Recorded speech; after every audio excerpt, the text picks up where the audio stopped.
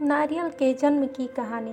प्राचीन काल में सत्यव्रत नाम के एक राजा राज करते थे। वह प्रतिदिन पूजा पाठ किया करते थे। उनके पास किसी भी चीज़ की कमी नहीं थी। वह धन दौलत से लेकर हर प्रकार की सुविधा से समृद्ध थे। इसके बावजूद भी राजा की एक अभिलाषा थी जिसे वह पूर्ण होने की इच्छा रखते थे। राजा सत्यव्रत को किसी प्रकार से स्वर्गलोक जाने की इच्छा थी। वह अपने जीवन में कम से कम एक बार स्वर्गलोक के सौंदर्य को देखना चाहते थे, लेकिन उन्हें इसका मार्ग नहीं पता था। दूसरी तरफ ऋषि विश्वामित्र अपनी तपस्या के लिए घर से बाहर चले गए। चलते चलते वह अपनी कुटिया से काफ़ी आगे निकल गए थे। काफ़ी समय बीत गया, लेकिन वह नहीं लौटे। इस कारण उनका परिवार भूख और प्यास से तड़प रहा था। राजा सत्यव्रत को जब यह पता चला तो उन्होंने ऋषि विश्वामित्र के परिवार के पालन पोषण की जिम्मेदारी ले ली। कुछ समय बाद जब मुनिवर लौटे तो वह अपने परिवार को कुशल देखकर काफ़ी प्रसन्न थे।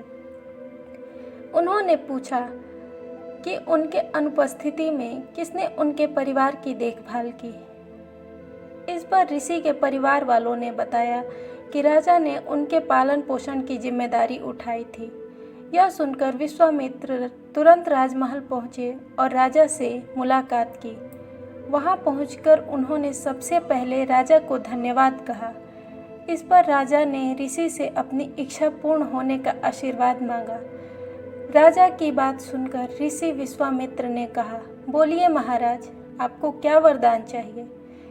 तब महाराजा ने कहा, हे मुनि, मुझे एक बार स्वर्ग लोक के दर्शन करने हैं। कृपया मुझे वहां जाने का वरदान दे। राजा की प्रार्थना सुनकर ऋषि विश्वामित्र ने एक ऐसा रास्ता बताया जो स्वर्ग लोक की ओर जाता था। यह सुनकर राजा सत्यव्रत बहुत खुश हुए। वह तुरंत उस रास्ते पर चल पड़े और स्वर्गलोक पहुंच गए। यहाँ पहुँचते ही इंद्रदेव ने उन्हें नीचे धक्का दिया, जिसके कारण वह सीधे धरती पर जा गिरे।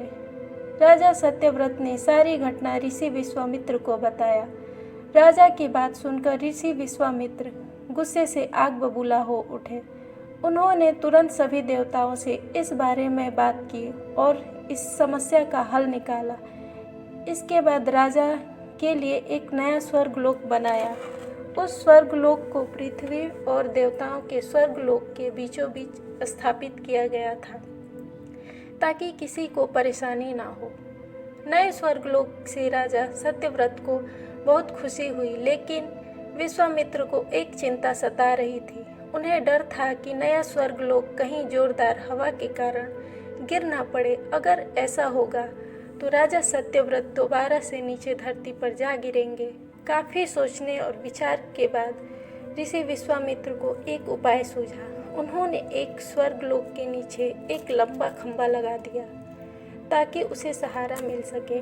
ऐसी मान्यता है कि स्वर्गलोक के नीचे लगाया गया खंभा एक विशाल पेड़ के रूप में बदल गया।